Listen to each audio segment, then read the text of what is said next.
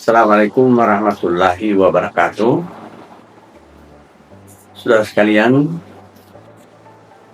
pertemuan kita hari ini membahas salah satu topik, yakni perumusan masalah dan tujuan penelitian. Tapi sebelum itu, saudara, kita lihat dulu tujuan pembelajaran. Artinya tujuan mempelajari materi ini yang saya rumuskan sebagai berikut. Setelah mahasiswa mengikuti video ini, mahasiswa diharapkan mampu: 1. Membedakan rumusan masalah dan pertanyaan penelitian. Yang kedua, menyusun rumusan masalah yang jelas dan fokus.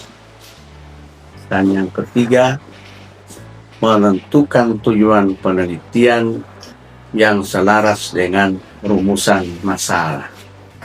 Nah, itu yang diharapkan pada penyajian materi ini. Ya, tentu saja hal yang diharapkan itu adalah Anda menguasai 3 hal yang saya sebutkan tadi. Baiklah saudara, kita mulai dengan rumusan masalah dan pertanyaan penelitian. Rumusan masalah, pernyataan singkat dan padat yang menjelaskan masalah inti yang akan diteliti. Saya ulangi, rumusan masalah adalah pernyataan singkat dan padat yang menjelaskan masalah inti yang akan diteliti.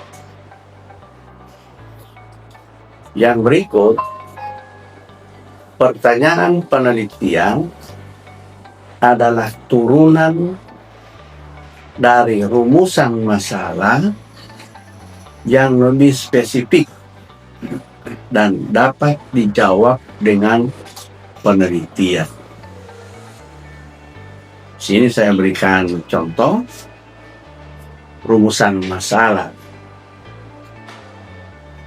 Penerapan model FC PJBL dapat meningkatkan kualitas riset mahasiswa.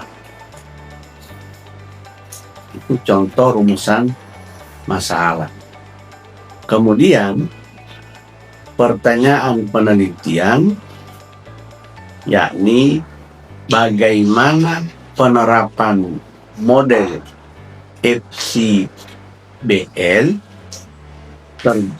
terhadap peningkatan kualitas riset mahasiswa. Jadi ini 2 contoh, yakni rumusan masalah dan pertanyaan penelitian. Nah, saudara sekalian, kita masuk ke penyusunan tujuan dan hipotesis. Langkah penyusunan tujuan penelitian dapat kita tempuh melalui 1. Sesuaikan dengan rumusan masalah.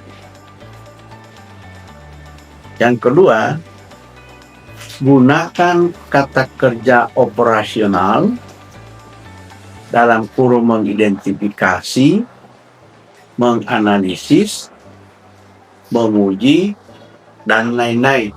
Itu contoh dari kata-kata operasional dalam sebuah penelitian. Saya ulangi, yakni mengidentifikasi, menganalisis, menguji, dan lain-lain.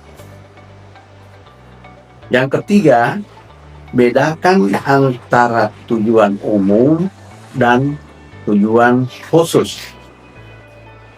Ya, membedakan antara tujuan umum dan tujuan khusus. Perumusan hipotesis jika diperlukan harus dirumuskan berdasarkan teori dan temuan terdahulu. Jadi ini rumusan hipotesis jika diperlukan, kita harus merumuskannya berdasarkan teori dan temuan terdahulu. Langkah selanjutnya, saudara, adalah buat rumusan masalah penelitian Anda. Yang kedua, susun tujuan rumusan dan tujuan khusus yang selaras. Dan yang ketiga, unggah ke LMS untuk mendapatkan umpan balik dari dosen. Ya, yaitu kegiatan yang Anda lakukan melalui langkah-langkah yang telah saya sebutkan tadi.